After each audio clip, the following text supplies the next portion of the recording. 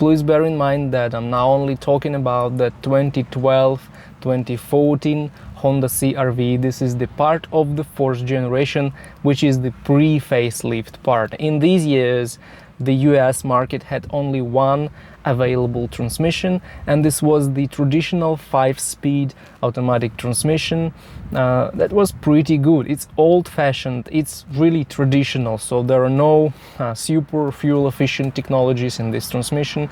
It has 5 speeds, it has simple gears, it has torque converter, so it's just a traditional automatic transmission. And it's not the CVT, it's not the dual clutch transmission, it's just simple, reliable and durable automatic transmission. It's actually durable unless you forget to change the fluid. You have to change the fluid in this transmission once every 40,000 miles.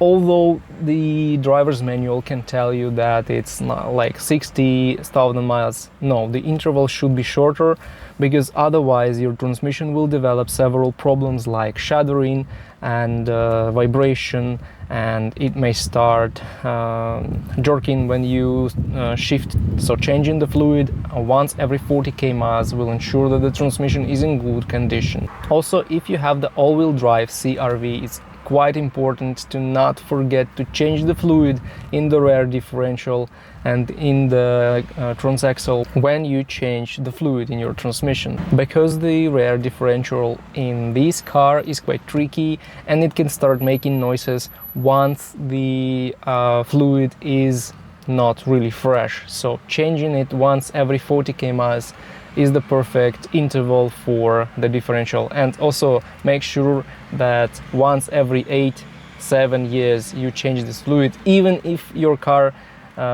didn't make it to 40 km within this period. After 2014, Honda CR-V went through a really big facelift and it had another transmission. So the 5-speed automatic transmission wasn't used anymore, and it used CVT in America. So with almost the same engine, it used absolutely different transmission and got really better fuel mileage. But this is the only good news you get, because the CVT, although it's a good CVT, it's not like a Nissan Jetco CVT which will fall apart after 100 km. This one is better, much better, but still it's not as reliable and as durable as the 5-speed automatic transmission that you had previously in a pre-facelift Honda CR-V. But if we look outside America, we can see other types of transmissions. For example, in Europe, almost all options of engines, and there were 4 engines in Europe in this car, they had manual transmissions, which was a 6-speed manual transmission, pretty reliable, really one of the best transmissions in this car in my opinion, but it wasn't available in the USA at all. Also, European vehicles used 2 diesel engines, 1.6 liter and